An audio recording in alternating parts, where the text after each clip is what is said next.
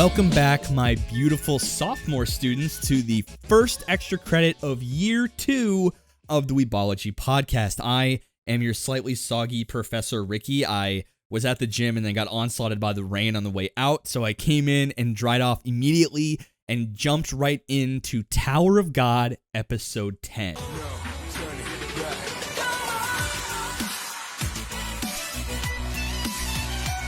So good! Now, we start out with Rachel in critical condition, as you would expect, but we also get RAK screaming about how Ghost, that big spear bearer, disappeared as soon as Rachel got stabbed.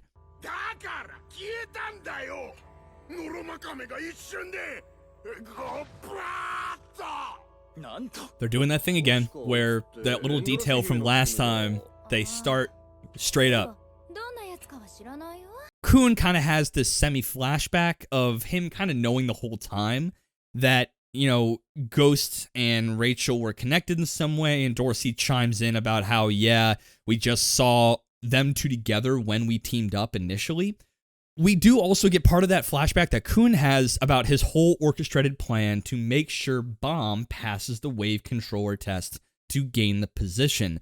From everything from talking to Quant about keeping an eye on Ho, to giving him the letter that said, do you want to climb the top of the tower, telling him about Rachel and Bomb's prior relationship, and the whole nine. Kun is truly our brainy boy supreme. So he's in his room contemplating, and I'm going to get the elephant in the room about this episode out early. RAK comes to Kun's door, but it turns out he's not the RAK Kun used to know him as. What? Oh, he's so cute!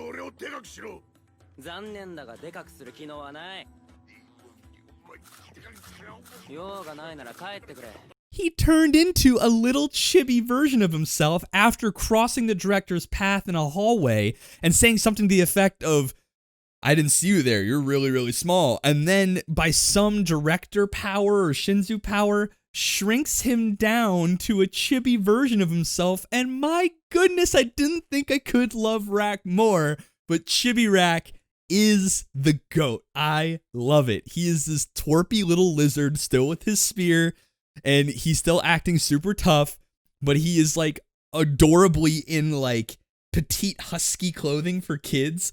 It's beyond adorable. So with all that out of the way, we kind of get into the heavier parts of this episode. We do see, Ho being buried because he was in fact, passed away.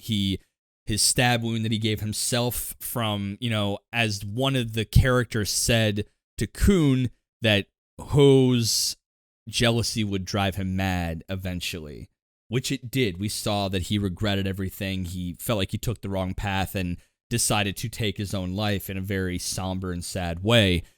And, everyone of note, Shibizu, Anak, and Dorsey, Bomb, Kun, RAK, everyone comes to say a prayer. Even Lee Rio, an administrator, came and gave a proper send-off to Ho. I really did like Ho's trajectory. I mean, not everyone can climb the tower effectively if they have such a lofty mission. With it being such a fierce competition over and over again, a character like Ho was almost inevitable.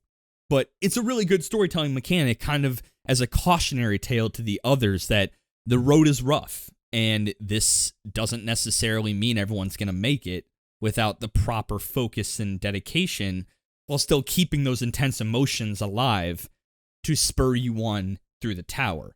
That being said, we see Bomb give the news earlier in the episode that Rachel's stab wound was in fact deeper than anyone anticipated, and it caused a very unexpected result.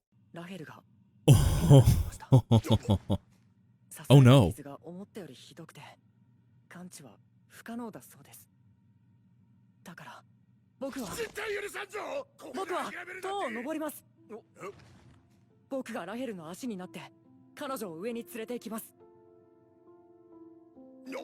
塔とか星とかどうでもいいなあマリア。けどラヘルが望むなら僕はどこまでも彼女と一緒にいる。 Bomb is too pure for this world. She can no longer walk. She is now bound to a wheelchair. And we get a very interesting interaction between Bomb and Rachel. どうしても星が見たくて。だから何も知らない弱いあなたが邪魔だったの。それでもしつこく追ってくるあなたが鬱陶しかったの。私はあなたが大好きなラヘルじゃもうないの。 Oh, wow. So it is true she felt he was a hindrance because of his weakness. あなたも捨てていいんだよ。 No, Bomb's not that kind of guy. あなたにはもう私は必要ない。 Bomb never needed you, bitch. 光が差したんだ。真っ暗で一人ぼっちの世界に。 Now kind of makes me think, how long has Bomb been down there by himself? How long has Bomb stayed in the cave before Rachel showed up? And he says there is no one that can replace you. Rachel does not deserve Bomb. Let's get that clear. I mean, she really fucked up. And, you know, I think this interaction did humanize her a bit, and I don't hate her as much necessarily, but I find her to almost be a living embodiment of the kind of mistakes Ho made, you know, that their mission was so concrete and adamant in their mind that they're willing to sacrifice a lot of who they are to get to where they need to go, which is the top of this tower.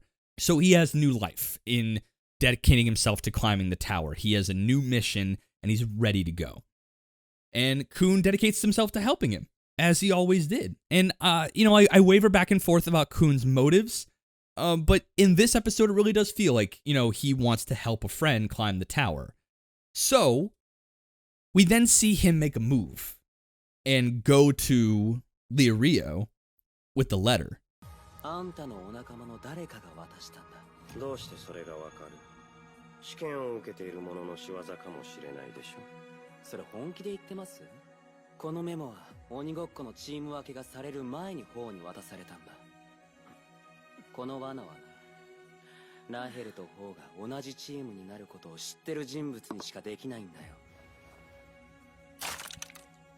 This is a very interesting play, putting the director directly in front of the line of fire of suspicion, right? Because only the director would have known. Only the director could have possibly put them on the same team, or at least known about it beforehand. So now I'm wondering two things. Is it really that Khun is such a big brainy boy supreme that he knew as much as the director did that they'd be on the same team before the game? Or was he acting on the director's behalf for some reason? I'm not sure. But it's clear to me that Khun is a master schemer. He's a very intellectual type player in this tower climb. And I'm excited to see how he applies that in the future. I'd like to see what happens when his plan is challenged very intensely, right? Where if he's relying on his schemes and his plans, the same way he even told Bomb, I'll help you in the underhanded way I know how. So he is clearly confident in his mental ability to come up with plans and schemes and the grand design of making sure things go his way. And this all leads up to the test results, the administrative test results about who passed and who didn't. When it comes to the fishermen, we got the typicals. We got a Dorsey, we got a Knock, we got a few other folk that kind of chime in. Spear bearers, we have RAK, Ghost gone, he fails, and a few other people pass the spear bearer test, these big beefy boys, which makes Little Rock also much funnier because he is just sitting there like, aha, I did it. And he's also like 2 feet tall. It's great. And then we get to the wave controllers, and Bomb passes. Naori, the Sleepy Boy Supreme, also passes. And we then get to the light bearers, and Khun passes, and Rachel passes. However, ミシェル・ライトさん、Ooh, Rachel still got through. ミシェルさんは No. 失格となります。 What? Wait, why do I care? Well, I guess she kind of redeemed herself a little bit. Because of her injuries, she is told she cannot climb the tower and she fails.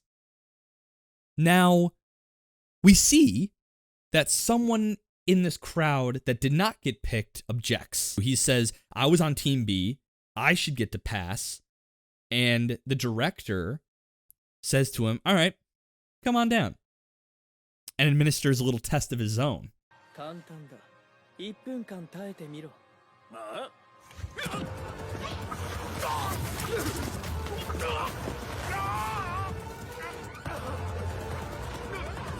何も見えねえ。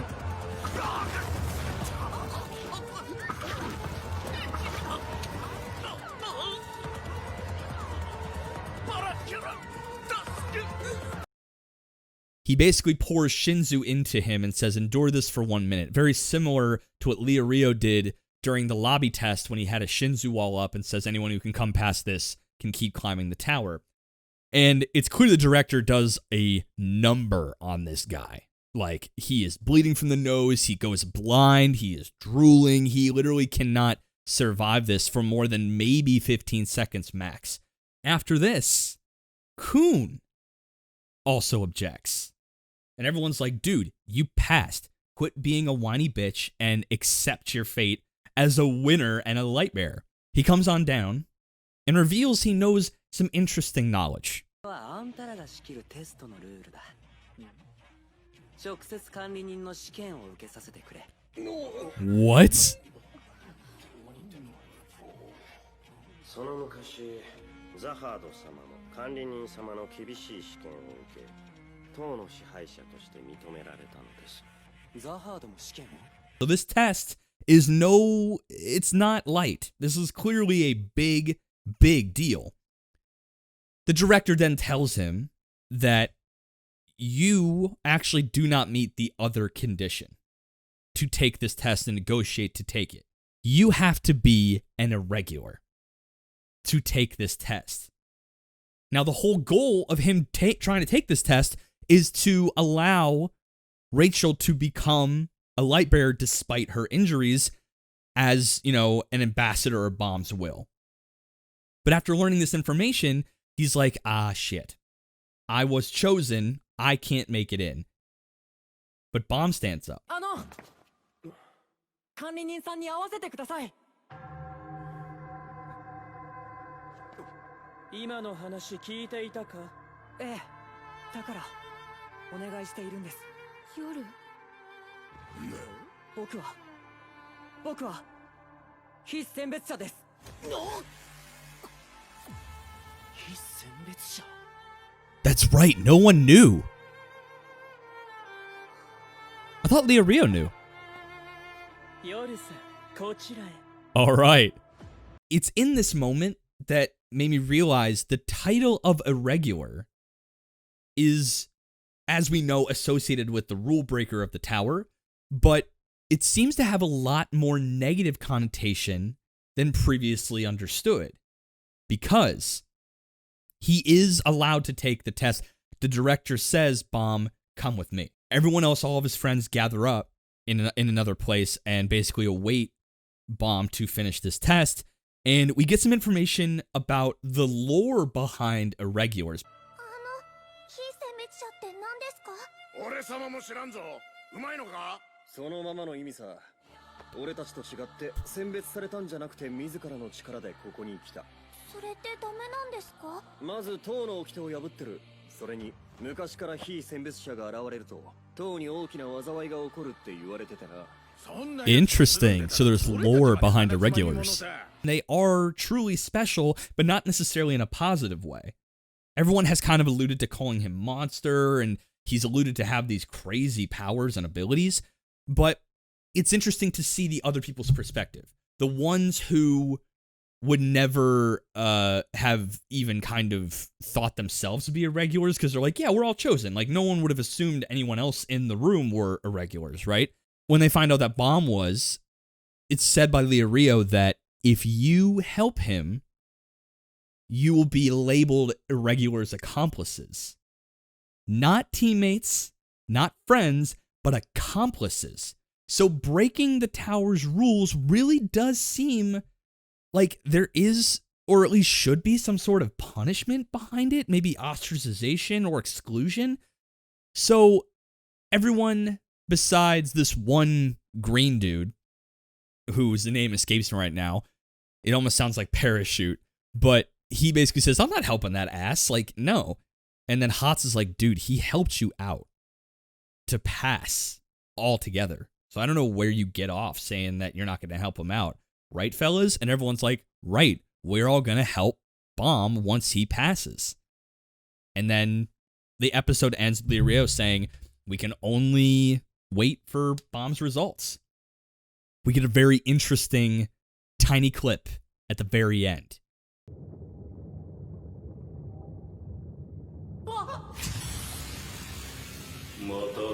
Oh, wait a minute.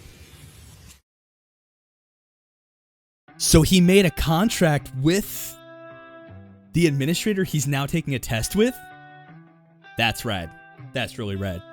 If you remember, when you're a wave controller, you have to make a contract with an administrator or some other entity to actually allow yourself to use Shinzu at all. You're basically a loaner. Like, you're loaning Shinzu from these sources. We see that he is then in front of that massive looking Mastodon looking thing, that huge looking sea creature that he made the contract with.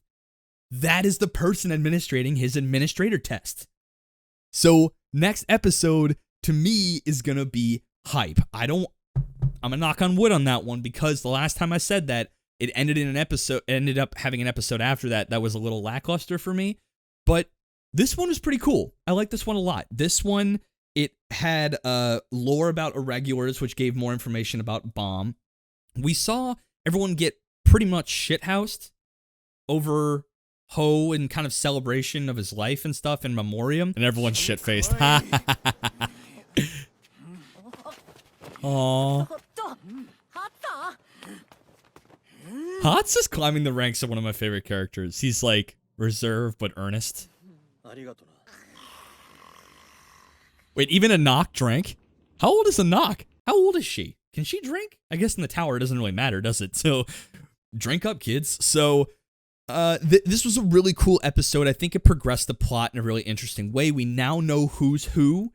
All of the big names kind of made it in except for Rachel, and there's currently Bomb fighting for her to have that position. I like the idea of Kun kind of flexing his big brain, not actually doing a plan, but the show has done a good job kind of selling Kun as a guy who is confident in his intelligence. In my head, I know in the future as a light bearer, his ability to analyze knowledge and data and use that to formulate a plan for his team is going to be tested, like, heavily. And I want to see what happens when Kun's intelligence fails him.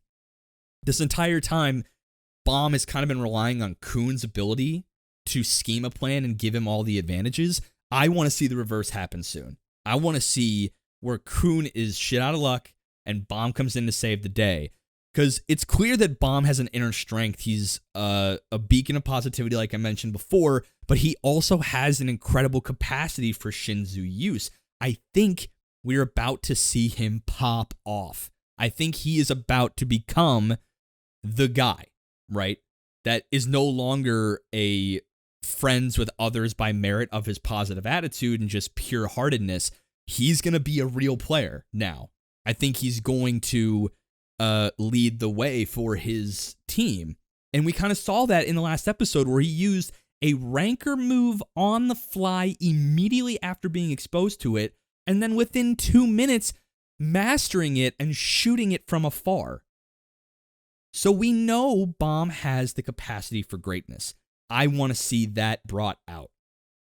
And I also want to see more of Little RAK. So, this episode I'm going to give an 87. It wasn't as good as the last one. Last one just ripped super hard because it kind of played immediately into my betrayal assumption and predictions.